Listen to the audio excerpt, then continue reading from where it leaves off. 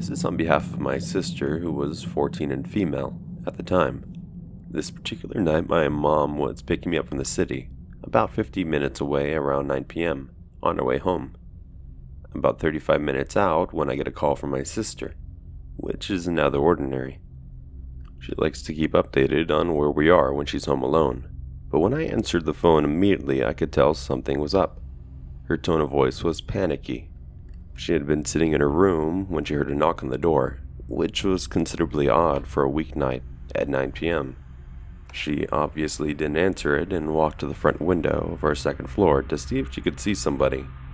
She couldn't see anybody, which means the person must have stood inside of our porch, which is again odd, considering people knock then move away from the door a little bit. Anyway, the guy knocked again, about 2 minutes later. Again, no answer. Instead of walking away, though, she had said she had begun to hear the guy seemingly playing with the lock, rattling something, etc.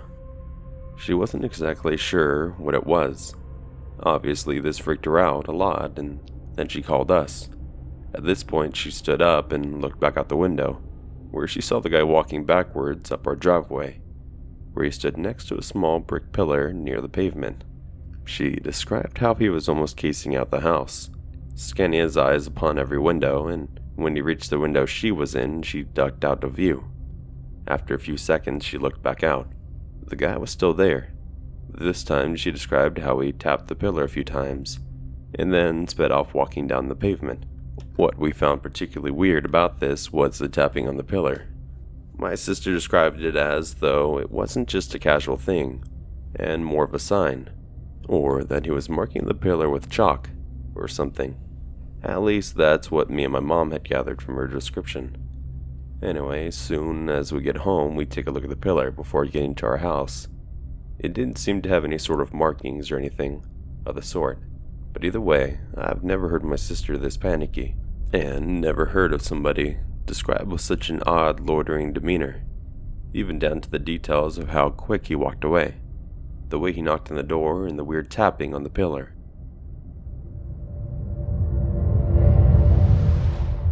So this happened 5 to 6 years ago. I was a bridesmaid at my cousin's wedding.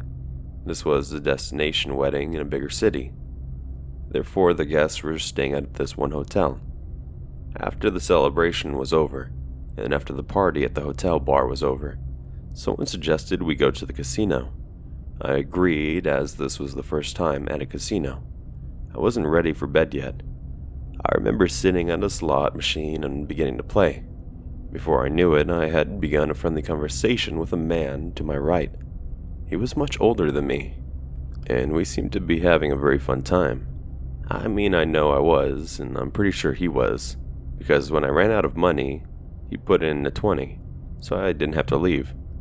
I told him he didn't have to do that, but he insisted, saying that it was my first casino, and that I was giving him good luck. I reluctantly said okay, but if I win, you get the money. We sat there for a little while until lights and sounds started going off. I had no idea what the hell was happening. The man excitedly turned to me and said, "You won." He excitedly shouted again, throwing his arms up, celebrating. "You won! No, remember?" I began to remind him. "You put the money in the machine, so you won. I'm just good luck." We argued with each other for a while. He wanted me to keep the money, whereas I felt that I should not, and it was his. Finally, I was at least able to convince him to take at least 500 for himself, and 500 for me. We laughed and joked around for a while, however it was late, so I decided to cash out. We split the winnings, and it was around that time when I noticed that all my friends were gone. Oh well, no big deal, I thought. The hotel wasn't far from there. I'll just walk back to the hotel. I said my goodbyes to the man, and walked towards the exit, doing a last-minute check to see if I had everything. Money, dress, purse, cigarettes. Yep, that's everything, I said mentally to myself, and began to walk out the door and towards a hill that I would have to ascend in order to get to the hotel. I began climbing this hill, heading towards what I believed to be the direction of the hotel. I'm not sure what made me do it, but I turned around and glanced down towards the casino building. Just then I saw a black shadow figure of a man walking in the same direction as me. Okay, whatever. That's not a crime. I didn't notice any threat. I was, however, becoming chilly from the mid-October weather, and the fact I was in a spaghetti-strap dress. As I picked up my pace, I noticed the man did the same. It was right then I noticed out of the corner of my eye that the man began to run towards me. I took off as fast as I could, towards the buildings above the hill, the whole time hearing the man's footsteps becoming faster and faster. It became scarily obvious to me now that the man was chasing after me. I took off as fast as my high-heeled strapped feet would let me, but I soon noticed something terrible. I couldn't remember where the hotel was. I was lost, and if that wasn't bad enough, being full-on chased by someone, I came across the building and began knocking on the doors, windows, and anything I could to attract attention, and pray someone would hear. I walked around the other side of the building, still knocking, and just then the door opened. To my surprise, they had heard me. This building, I would soon find, was a fire station. Police were called, and my story was told. I was given a ride to the hotel, and thankfully that nightmare was over. Nothing ever came of that incident, and I never really got a good look at the person. To this day, I still have no idea if it was the man I was gambling with. Maybe someone at the casino who saw I had won some money and was walking alone. I would like to say maybe if it was just someone running and meant no harm. But honestly, the way this person was running towards me, well, you don't run towards someone like that unless you're trying to catch them.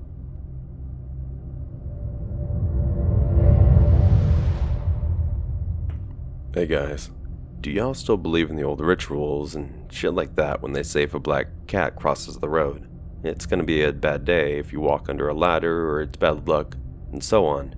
Yesterday night was a very weird blur that I briefly remember till now. So I was on my phone with my friend yesterday, and we were just talking about things we miss about our old schools, and how good we are at sports. That's when I saw it. I went outside while I was talking to get better reception, and while talking to a friend, I saw this big dark green or black snake. I told my friend about it and we were laughing, when I noticed it was getting closer, so I run inside and shut the door, and tell my friend I gotta go. After eating dinner, I click on Netflix to watch some movies. I ended up watching 3 movies, and it's now 1:30 a.m. My battery was dying, so I charged the phone, and I just lay down quietly. While I listen to the trees and the crickets outside, I hear the dogs barking. I'm currently in a farm resort type place because of all the confusion about the virus, so we decide we would isolate a little further away. The dog continues to bark for another 10 minutes, and then silence. I thought that whatever they were barking at went away. 5 minutes later, the night is very silent.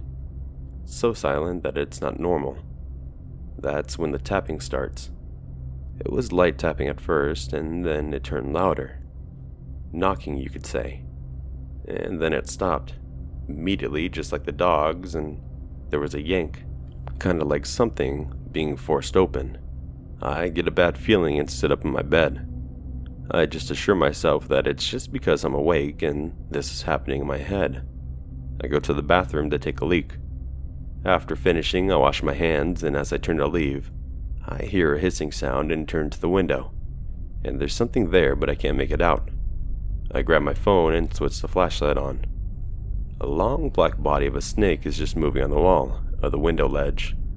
Being the smartest boy I know, I switch the lights off and run to my bed, and get on it and cover myself in under 10 seconds. I completely forgot about what happened with the knocking noise and the yanking noise. I'm finally able to rest and shut my eyes.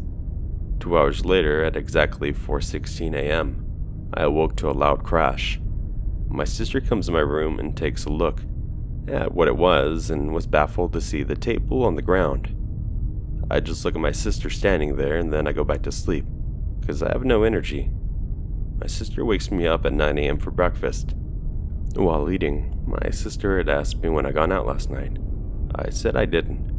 She told me that the main house door was open the whole night, but she also remembers closing it for sure. She then asked me if I kicked the table in my room, and I reminded her that the table is far across from my bed. I wouldn't be able to reach it. The dogs always seem to bark at exactly 1:52 a.m. I have no idea why. Kindly tell me what you guys think about this. We'll update if there's any other experiences.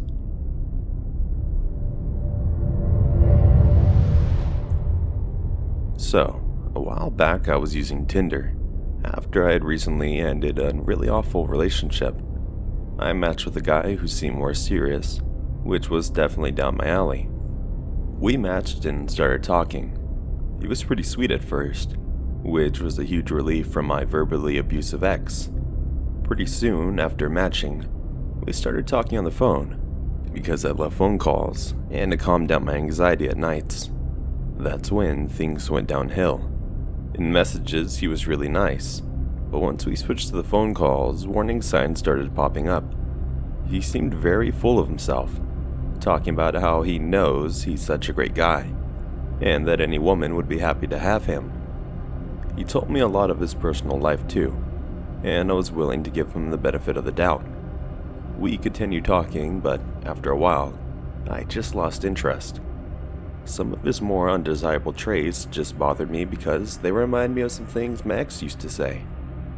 After a couple of fights over the phone, I just told him we weren't compatible, and I didn't think I wanted to go on a date.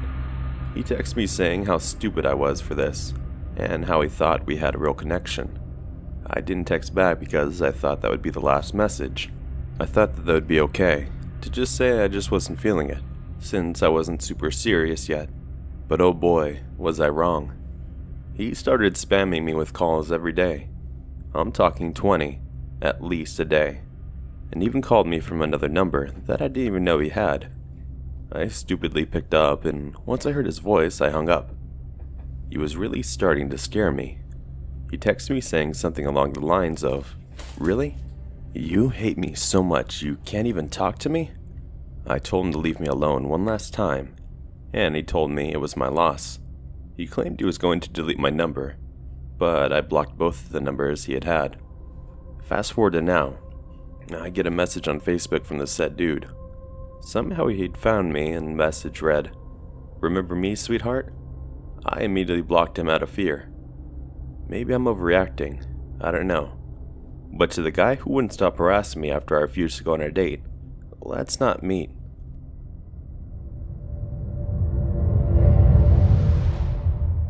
My best friend and I went to Walmart one day to get groceries for her mom. We walk in and start grabbing produce on the list when I notice a strange man standing right by the front door and staring. It gave me the creeps, but overall I thought he was just a weird man. I live in Southern California, and they're everywhere. About 6'3", Hispanic, and wearing a duck sweatshirt. As I was grabbing some potatoes, he comes uncomfortably close to me and looks at potatoes. I walk away and go to my friend, who was about 20 feet away from me. I still don't mention this man to my friend, cause I thought he just had no clue of keeping a good social distance between people. We finally made our way to the soup aisle at the end, and here he comes walking down the aisle, right in between me and my best friend, to look at chicken broth. I tell my friend we need to go and grab other things, and we leave the aisle, and I give her the rundown on how I believe this man is following me. She agrees that she's seen him and feels weird energy around him. We head over to the tampon section because my friend needed some. I'm standing at our cart and she's squatting down on the ground when the man comes up and squats right next to her, looking at pads and tampons. This made us feel extremely awkward, so we left immediately and went to the back of the store to see if he was actually stalking us. We noticed that in his basket he had nothing but a bottle of Sprite. Yet, he's been down so many food aisles with us that he should have grabbed something if he was just a normal shopper. We wait about 5 minutes in the back of Walmart, where we start to walk to the front, and we see him walking the opposite way and peering down each and every aisle.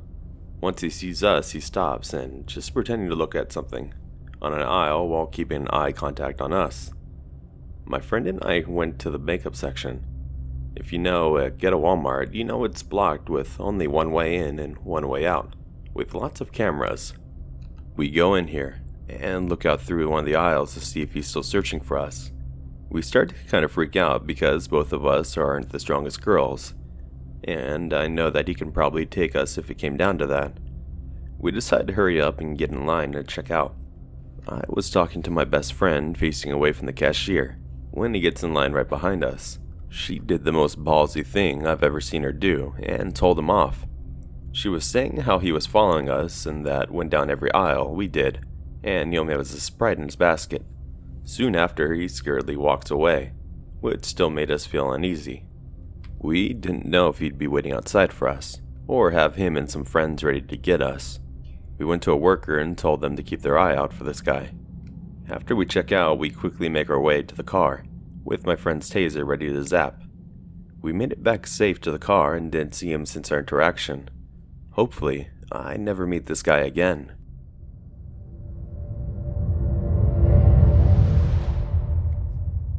I live in Canada, where smoking weed is illegal.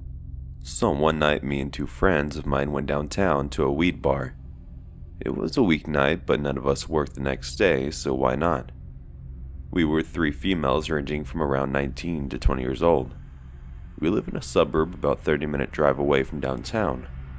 I drove that night and parked at a place that I knew we had free parking. We had to walk a couple blocks to get there, and made it there fine. Fast forward, and we end up leaving around 11:30 p.m. Talking loudly as we walked down the street. It was chilly, which we quickly felt, especially since I was still mostly second-hand high, sober. The streets were mostly empty at this time, but I noticed ahead of us there was a man walking. He was acting strange, constantly turning around, walking slowly and texting, which could account for the slow walking. However, I was getting a weird vibe and decided to keep an eye on him. I mentioned this to my friends, and one of them looked behind us and noticed another guy trailing a few meters behind us. I was so focused on the guy in the front, number one, I never noticed the man behind us, number two.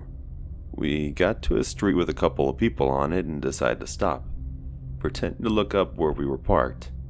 Number two passed us and crossed the street. He jogged up and came even to number one, who was still on our side of the street. Suddenly the man I had first spotted crossed the street to join the other man. They were talking, and it was clear they knew each other. Alarm bells had already been going off, but now the sirens were blasting too. They noticed we had stopped and stopped too.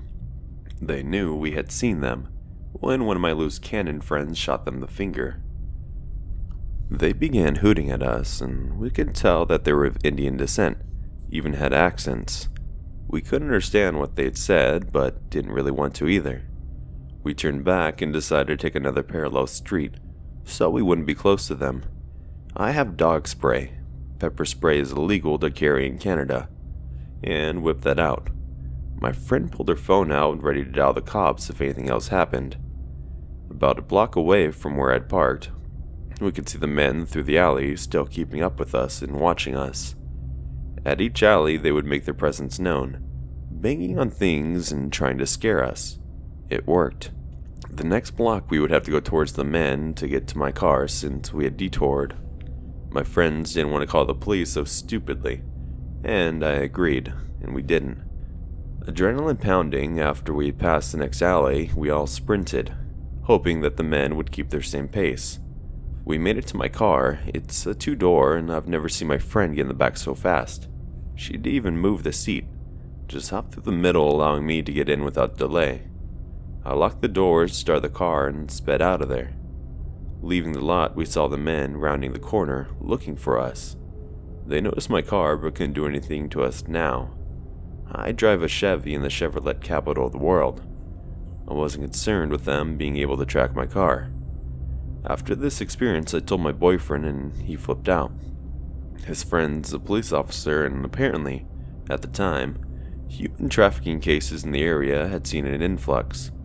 In Canada, you usually hear about those cases in communities with a large Native American population. I know our downtown area isn't safe, but human trafficking scared the shit out of me. I haven't been downtown again without a large group of friends, and never leave the group to do something somewhere on my own. I wish I had called the police. I never saw the men's faces clearly, but I heard their voices. Human trafficking is everywhere, make no mistake. Never get caught unaware.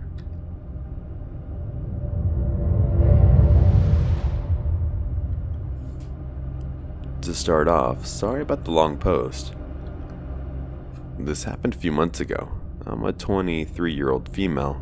Finally bought a car for myself. I love driving around and listening to music, alone or with my siblings. This very night, it was around 7 p.m., wintertime. I took two of my siblings, 18 and female, 13 and male, out for a drive, after their consistent pleading because they were bored. Now, I'm a smoker, and coming from a South Asian household, women aren't meant to smoke. So I took the opportunity to smoke without worrying that my parents would catch me. I live in a city that has a good side and a bad side. I live in the very good side, or so I thought. A quiet suburban area, so I don't hesitate to park somewhere, get out and smoke while leaning against my car. I don't like to smoke in my car, and scrolling away on my phone. I parked underneath a lamppost, streetlight for y'all Americans, and got out and lit a cigarette, and all was well. It was dark, but I wasn't scared as I visited the road regularly, and it wasn't too far from my aunt's house. As I lit my cigarette, I look up from my phone, and I see a man walk out from the shadows of a bush. I don't think anything of it. I see people going for walks all the time around here. He was tall, standing and at least 6'4". He was on the opposite sidewalk. I assumed he was going to carry on walking, so I carried on checking my phone, until I look up and see he's just standing there, fully facing and watching me. My sisters in the car must have been watching him too, and knocking on the window telling me to come in. I had already butted out my cigarette and was making my way to my car door, keys in hand. The guy was still standing there, completely still. I got in anyway and locked my door, and breathed a sigh of relief, thinking maybe I was just overreacting. I put my car into ignition. As I did so, I turned to see where the guy was, and he's behind my car, taking pictures of my car and my registration number. I roll my window down the tiniest bit. I could see his face a little clearer now.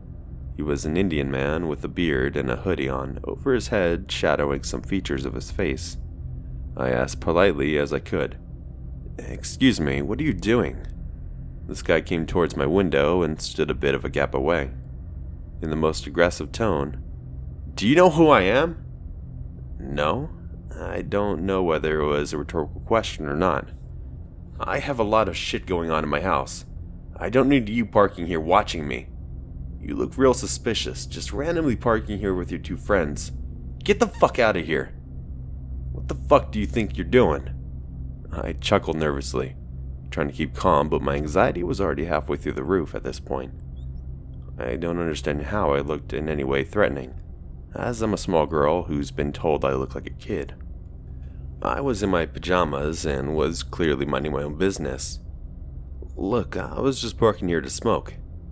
I come here all the time since I live close by." He got right up to the window, slid his fingers through the gap, and forced my window all the way down, screaming at the top of his lungs for me to get the fuck out of here. I screamed in terror and told him to stop swearing, as I had a minor in the car, and he was scaring him. I don't know why. I knew he wouldn't exactly give a damn. He screamed, going red, "If you don't get the fuck out of here right now, I'll damage you and your fucking car." My adrenaline was running full speed and I was terrified. I didn't even bother putting my seatbelt on and jolted out of there. In my panic, I went straight ahead at a junction, leading me to a dead end that I took that opportunity to calm down.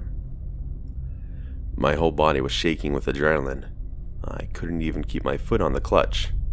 My sister was quick to ask if I was okay, but before I could even answer, I see a pair of headlights zooming towards me. It was the guy, going at least 50 miles an hour on a 20-hour road. The guy almost crashed right into my car, but some lucky miracle, he hadn't. He jumped out of the car, and this is when I realized my window was still all the way down from when he had forced it. I wanted to cry. I quickly went to shut my window, but the guy was too quick. He threw half of his body into my car, through my window. I screamed so loudly, with his ear right next to my face, I'm sure I deafened him. He was trying to steal my keys from my ignition. I thank my lucky stars that With my car, to unleash the car key, I had to have my foot off the clutch, which I didn't. With one hand, I was pressing down on the horn to make my car much noise as possible to alert the people of the houses, and with the other, I scratched his hand away from my car keys. My poor siblings were in the car, crying their eyes out. My little brother had no idea what he could do to protect me, and my sister was in the passenger seat, experiencing it all in the front of her eyes. I hurt the guy enough for him to get out of my damn car. I fucking thought I told you to get the fuck out of here. I'll fucking kill you, bitch. This guy attempted to pull my door handle, trying to open it and get in. I noped the fuck out of here. I didn't care that my body was shaking like a fish out of water. My main priority was the safety of my siblings and myself. I knew we were making a loud commotion. I held onto the horn of my car to try to get attention from the other houses, but nobody got out to help me. This was around 7 p.m. I was certain people indoors could hear us screaming, yet no one helped. I managed to wrangle my way out the dead end and went to the new street, a totally different area I had parked. I knew this was probably not a good idea, but I knew the guy wasn't following me. I drove around for a good 10 minutes. I just released my emotions, and me and my sister and little brother were just sitting in the car sobbing away. This was the first time anything like this had happened to any of us. I rang the police and immediately wanted to punch myself in the face when the dispatcher asked if I got his registration number. Of course, in my panic, I didn't. I wanted to slap myself in the face because I had listened to these horror stories on YouTube all the time, and always thought they taught me how to handle certain situations, and I couldn't even get the bloody registration number. The dispatcher was amazingly empathetic, as was the female officer who called me the next day. As a woman, she understood how scary this must have been for me, and again I cried to her. Unfortunately, the cops informed me that there was no CCTV cameras where it happened, so they couldn't really do much, especially with me not knowing where he came from. If he came from a house, or if so, which one, or his registration number. The female officer apologized to me, but it was my fault really, for not mentally noting important information. They've made a report of my attack, so if any similar incidents happen in the area, they can connect them. The officer said I most likely parked there as he was doing something illegal and freaked out on me. I think he was just a freak who enjoyed scaring people, who looked like easy prey. So, to the creepy fuck who tried to steal my car keys and attack me in front of young kids, let's never meet again.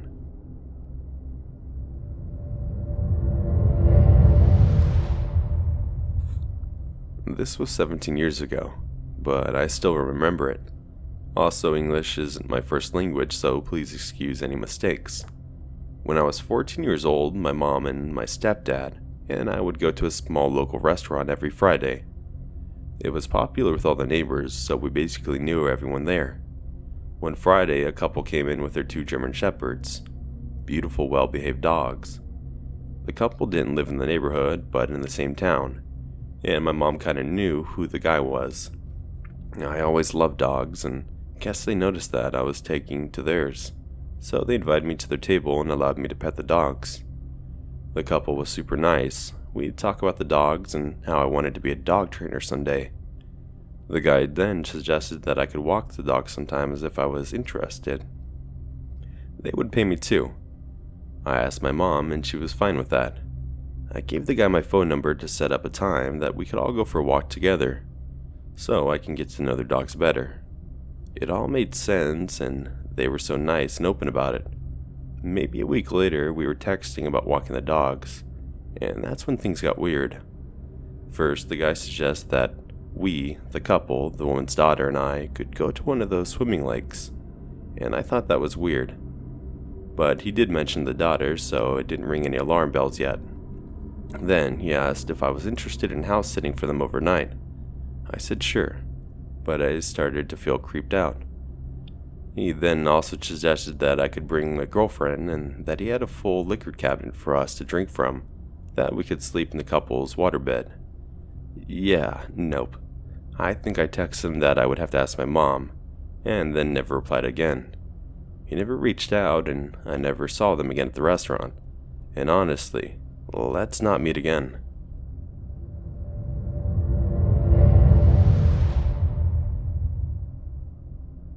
I come from the outskirts of a small town in the south of England. It's a quaint town, if I'm honest, that doesn't really have much to put it on the map. Our history has mostly been silenced and mundane. Farms surrounded us, a coal mine was our major source of trade until that was exhausted in the early 20s, and other than routine, there's really not much else going on for us. However, I'm wanting to tell you all about the one thing that really caused a stir in the town a few decades ago, the ripples of which are still felt today.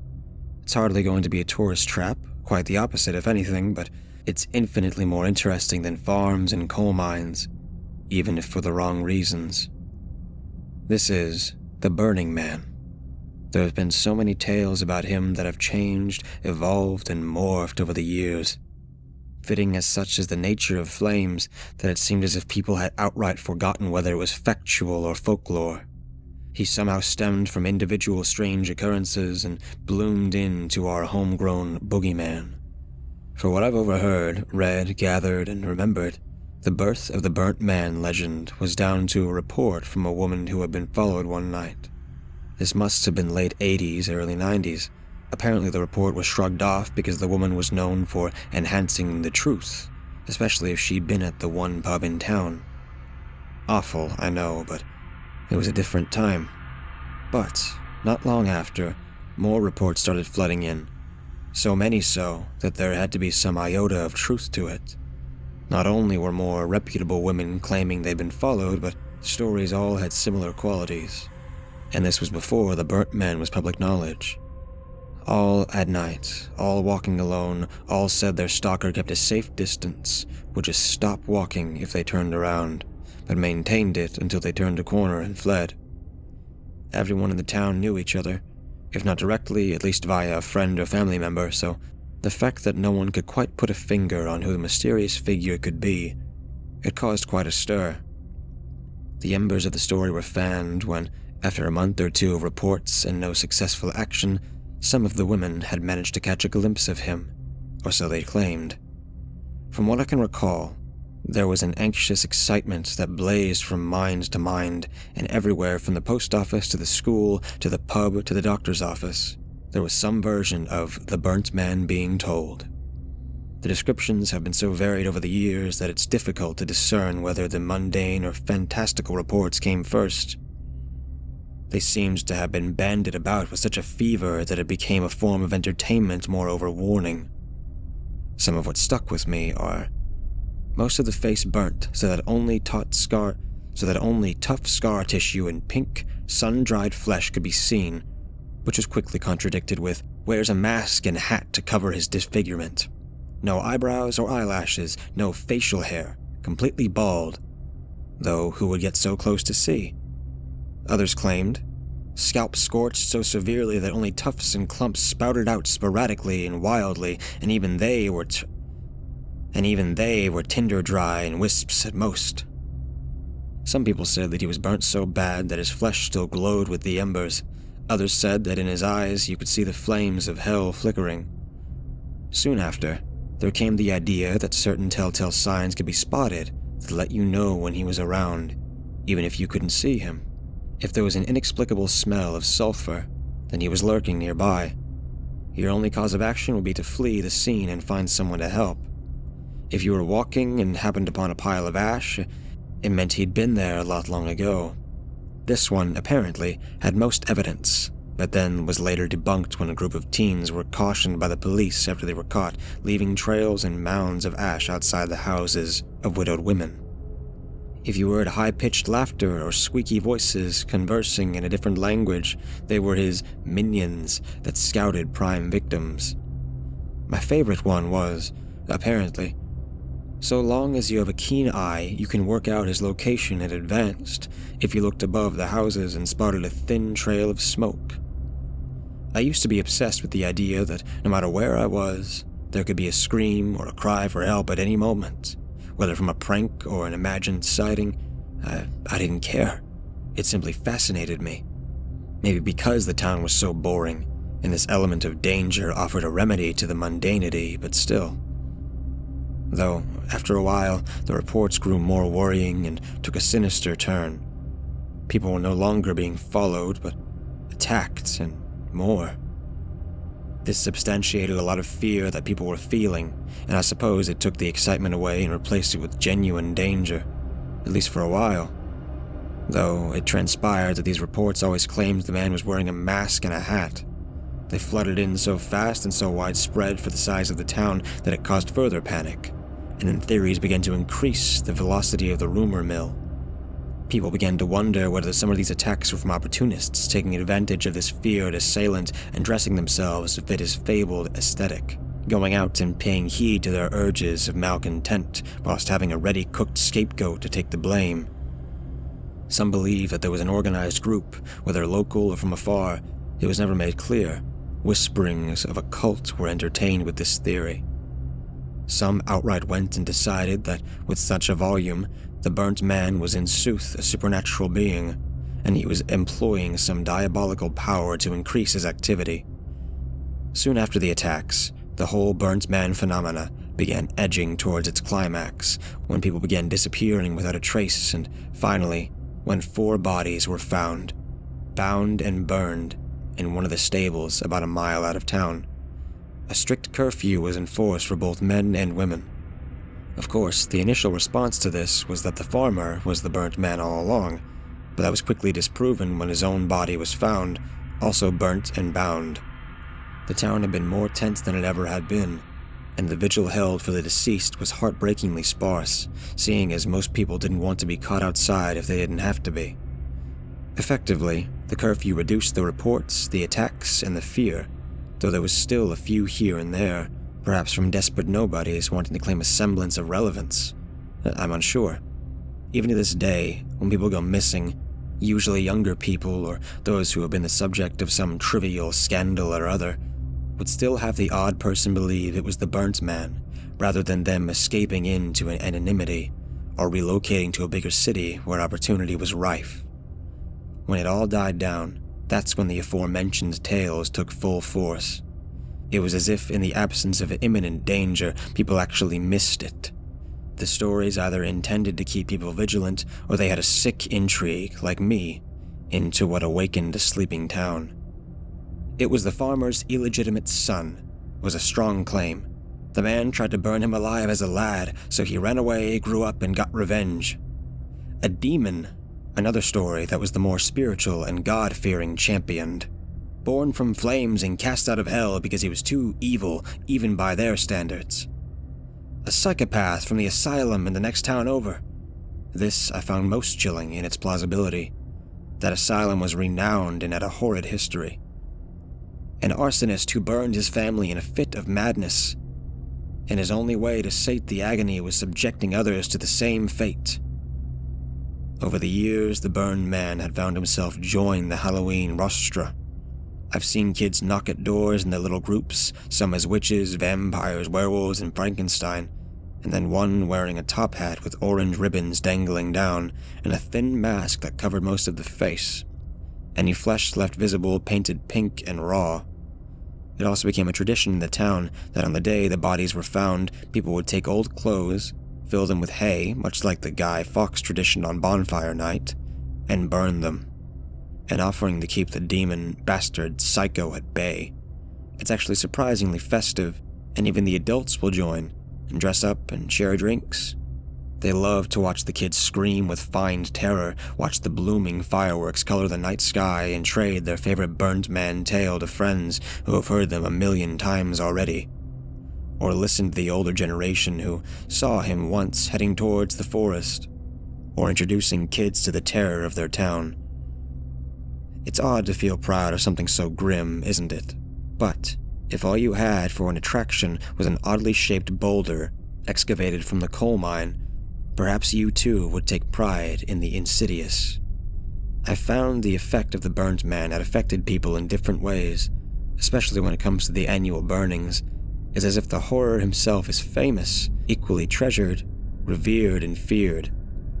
The amount of women I've seen chatting to the men wearing more impressive costumes and giggling, chatting, even screaming with laughter as the man who would grab them around the waist and pretends their intention is to throw them on the pyre. I guess we all like that danger, because it reminds us that we're lucky to be alive. I must admit, too, I've taken advantage of dressing up, sharing drinks, and using the fable to win some attention from others. Most even love when I commit myself to the character completely. A roleplay of sorts. Though, I must say, my favorite thing about the tales, the legends, the horror, and sick excitement, is when I take off my mask. They all make the sheer look of terror on my next victim's face all the more potent.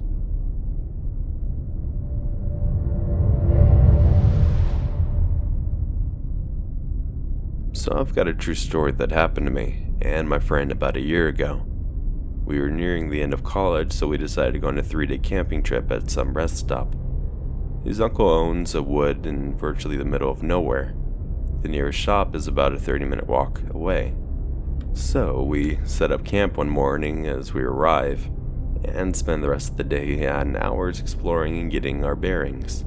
Fast forward to the evening, and about 10 minutes before sunset, his uncle came up to the camp and told us to enjoy the night, and then he went. So we're sitting around the roaring campfire, and it had just gone dark so we couldn't see into the tree line. But the campfire provided enough light for us to see each other and our tents. We were just talking to each other when we got interrupted by 6 loud, stomach-churning screams, coming from about 2 football fields into the woods. They lasted only about 2 seconds each, and at the time in which they stopped, I presumed an inhale. Immediately we stop and look at each other, and my friend says to me, "What the fuck was that?" He gets up and starts pacing, and I'm still sitting around the camp chair, virtually paralyzed with fear. About 3 minutes after the first 6 screams, we hear another 4.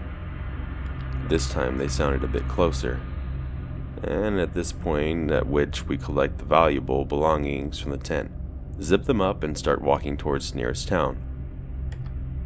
Luckily, the place at where we set up camp wasn't in the deepest part of the woods, so it didn't take long to reach the country road, which is the only way into the woods. But as we're walking down the road, we hear a few more screams coming from the woods, sounding even closer to the camp. So we called my dad. He picked us up, and we left to come back the next day to pack our things and take them back. I can't emphasize enough how terrifying the screams were. Whoever we tell, they just tell us that they're just kids messing around, but we had heard couldn't be more different. The screams sounded like someone who was being slaughtered. It was definitely a big man, at least, because the screams were deep. It genuinely sounded like someone was being hacked to death. We could feel the emotion and pain in the screams, and that's why we decided to leave. We never experienced anything like it, and we did call the non-emergency police to report it, but they never got to go investigate. The worst part about this experience is, no matter who we tell, they'll never be able to truly experience what we did. The woods are massive, and our theory is that someone was killed there, but chances are that they would never find them, due to the amount of area that they would need to cover. At the time this happened, it was winter, so the shrubs and bushes weren't grown over, making it easy to navigate. We're certain that it was a man, but for any supernatural/mythical enthusiast, could be something else. I have had people tell me that it could have been a mountain lion, but they're not native to the UK. Also that it could be foxes, but trust me, I've heard fox calls, and they're completely different to what we heard. It was unmistakable.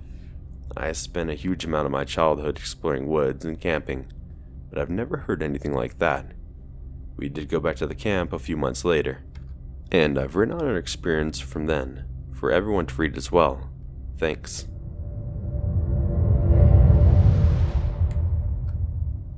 So, this is the second part of my previous post, in which me and my pal went camping and heard screams from the deep in the woods. Between the first part and this one, we had to return to the woods a few times, without many serious going-ons. A few little weird noises and twigs breaking, but that was it. However, this time as we went, it was February of the year. We did the same thing as every time. Get there, set up, explore, and relax. So we're exploring the woods and see what had changed since we were there last, but there was nothing major. So night fell and we're sitting around the campfire for hours with no going-ons. So long in fact that we were just ready to call it a night. However, like most nights, I went to go for a little nighttime walk and I'm making my way down the muddy path towards the road. Before I even get to the road, I hear 2 trees knock over about 20 feet to my right. I've never jumped so much in my life, and I knew at the time that it must have been a person. An animal can't pick up a thick stick and knock it against a tree in that way that I heard it. It must have been impossible, so that's another reason why I got so scared. To think that someone was watching me. I was carrying a short-range lantern with me, and I tried to point it towards the sound so I could see anything. I ran back up towards the camp and told my pal what had happened. So we went down together and had a look, but it was too dark, so we decided to just go in the tents and try to get some sleep. I was awake for a while after because of what I had experienced, but I did get some sleep eventually. However, my pal, who had slept for about an hour, had woke up and couldn't get back to sleep, so he laid there on his phone for a little while. Now, this is all completely true, and I bet my life on this. And he really did experience this, and he said he saw the silhouette of a person walk past the tent in the moonlight. I remember this, and it was 4 a.m., so no one of any reason should be there besides us. He did say that he heard twigs break, and it wasn't his mind playing games. The next morning I woke up at around 8 a.m. I had pretty decent sleep. My pal was still fast asleep at this point, so I wasn't aware of what I'd seen last night. But as I got out of the tent and go to set up the fire to get myself some breakfast cooking, I noticed a few things were out of place, which was very suspicious. I started looking around the camp and came across a footprint in the dirt. And when I say footprint, I mean that. Not a shoe print. Most of the ground around the camp was frozen, but there were pockets that weren't, and that's where I found the footprint. After looking around more, I found a small amount of evidence of footprints, but due to the ground being frozen, they weren't too visible. I have a picture to show if anyone wants me to direct message it. I did compare the size of the foot to the print, and I would say that it was maybe 3 times larger than my size. So yeah, that was our second year experience, and if anyone can maybe take a look at the picture and try to bring sense of that, it would be appreciated. This is all the parts for now, but if we experience anything, then we shall return. I'll be sure to post about it. Thank you.